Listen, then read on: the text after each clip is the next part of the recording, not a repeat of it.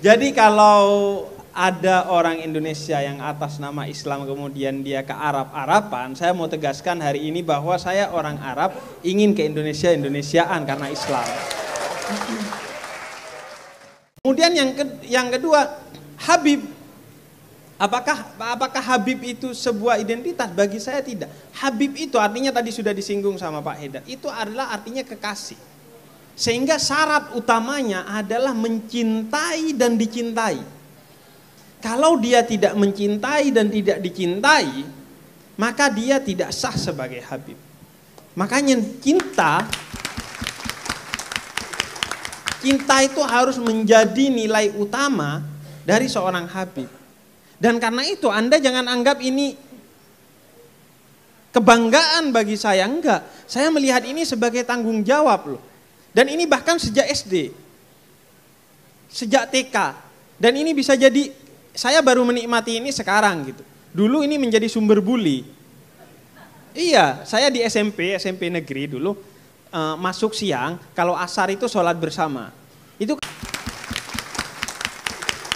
Jadi Anda jangan heran kalau ada orang mu'alaf kemudian tiba-tiba wah berbicara Islam panjang lebar, S3 Vatikan dan lain sebagainya, itu biasa saja. Itu perasaan yang muncul biasanya bagi pemula gitu, bagi pemula. Pemuka agama yang hanya mementingkan hukum sebagaimana banyak kita temui, saya tinggal bilang pacaran haram, selesai. Selesai, tapi apakah selesai masalah dia? Enggak. Kalau masalah dia tidak selesai berarti saya tidak berlaku islami kepada dia. Sekarang kan enggak, kita membuat Islam sebagai identitas hukum yang akhirnya berjarak dengan realitas. Islam hanya mentok ada di masjid. Ada di masjid, ada di musola, gak menyelesaikan masalah kita. 240.000 orang muslim dikirim ke Mekah dan Madinah setiap tahun untuk melaksanakan haji, tapi pulangnya bawa apa? Bawa penyelesaian masalah bangsa, bahkan oleh-olehnya saja palsu. Belinya di Tanah Abang. Saya ini kalau di negara Arab justru gak dipanggil Habib karena gak ada tradisi itu. Tradisi menghormati keturunan Nabi itu terbesar dan tertinggi di Indonesia. Di Indonesia. Karena itu saya tidak pernah percaya bahwa Indonesia ini pernah diazab. Betapapun kita kena bencana sering, itu bukan azab. Karena di sini jangankan Nabi, tapi keturunannya saja sangat dihormati. Dan Allah katakan di dalam Al-Quran, wa ma kana Allah liyu'adzibahum wa anta fihim. Allah tidak akan mengazab suatu kaum yang di tengah-tengah kaum itu ada Nabi Muhammad. Artinya ada penghormatan kepada Nabi Muhammad. Di sini kita bersolawat, kita bermaulid, kita berqasidah, kita menghormati keturunannya Nabi. Saya jadi teringat, innallah la yaqbidul ilma intizaan yang tazi'uhu minal ibad walakin yaqbidul ilma biqabdil ulama. Sesungguhnya Allah itu tidak mencabut ilmu dari para hambanya dengan sekaligus, tetapi mencabut dari cara dengan apa? Mengambil para ulama-ulamanya. Maka ini tugas besar kita. Maka satu saat ketika video call itu pesan yang kedua adalah, Miftah, kamu banyak berbicara tentang kebangsaan waktu itu.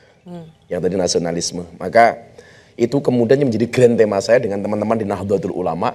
Hari ini kita sering mengatakan Islam Nusantara. Grand tema kita adalah membudayakan agama, bukan mengagamakan budaya. Yang pertama. Yang kedua, saya sebenarnya malu ketika melihat beliau-beliau ini. Ruhul ikhlasnya ini luar biasa. Jiwa ikhlasnya ini luar biasa. Saya mendapat cerita dari keluarga itu. Dulu beliau pernah menjadi anggota MPR urusan daerah. Dulu beliau juga pernah menjadi anggota DPR kan. Beliau itu kalau kita mau lihat kemuliaan seseorang itu secara sederhana bisa kita lihat dari seberapa banyak tamu yang datang ke rumahnya. Dan di tempatnya yang ingin ketemu ya. Yang ingin ketemu. Bisa kita lihat. Dan saya melihat salah satu kiai yang rumahnya tidak pernah sepi dari tamu itu adalah Mbah Mun.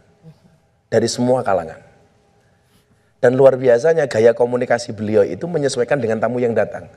Karena dalam salah satu metodologi dakwah itu kita mengenal khotibun nas biqadri ukulihim.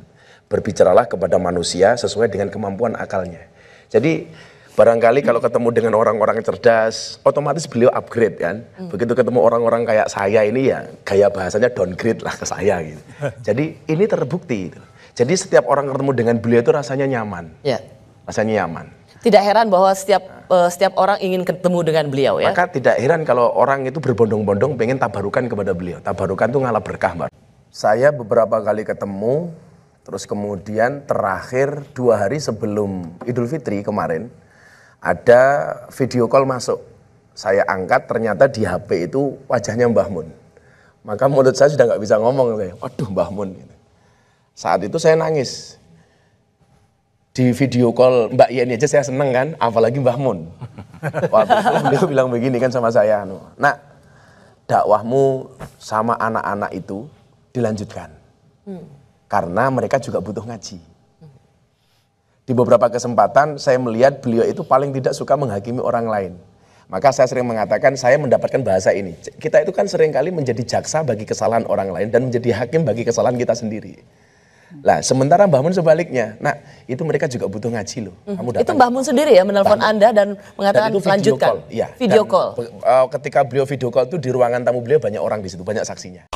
Lah menen nek ndelok tarawihmu. Masa kowe nek tarawih kok trek-trekan. Bola. Dirubah aja kaya ngono tarawih.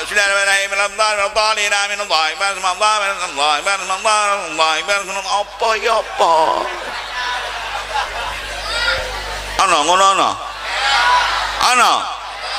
Dirubah, sampean pun genah, dituntun dening para kiai, para ulama, para habaib, sampean salat 20 rakaat. Nggih napa nggih? Witire 3 lho wis apik. Kenapa kaum muslimin tidak rasis? Karena dari awal sudah diajarkan waj'alnakum syu'uban wa qabaila lita'arafu. Inilah.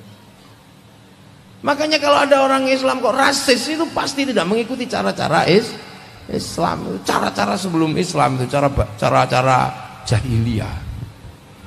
Loh, ini kan cara pandang. Loh, makanya ketika Rasulullah menjadi nabi, ini persiapannya luar biasa berat. Rasul itu nggak bisa baca, nggak bisa nulis, tapi ditaruh di kampung Makkah yang ahli baca, ahli nulis. Betapa beratnya Rasulullah. Siapa nggak bisa bayangkan? Di sini ada orang nggak pernah sekolah, tiba-tiba pidato, pasti dianggap orang kesurupan. Rasulullah itu nggak bisa baca, nggak bisa nulis dalam bahasa ummi, tapi ditaruh di kampung yang ahli baca, ahli nulis. Ini anak-anak ini sekarang yang komunitas-komunitas hijrah, gampang sekali mengkafirkan orang. Baru belajar agama 6 bulan, itu pun melalui YouTube. Baru 2 menit habis kotanya, paham agama setengah-setengah. Semua orang dikafirkan.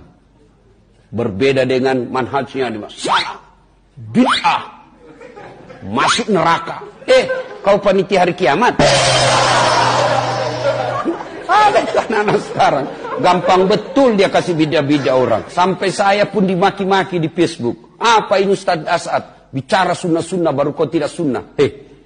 Kenapa kau tuduh saya tidak sunnah? Seenakmu kau ngomong situ. Dia bilang apa? Di Facebook, di wall saya. Dia bilang buktinya kau tidak pelihara jenggot. Mau dia apa kalau tidak mau tumbuh? Saya sudah kasih minyak. Malah marah istri saya. Dia bilang kasih kotor-kotor bantal.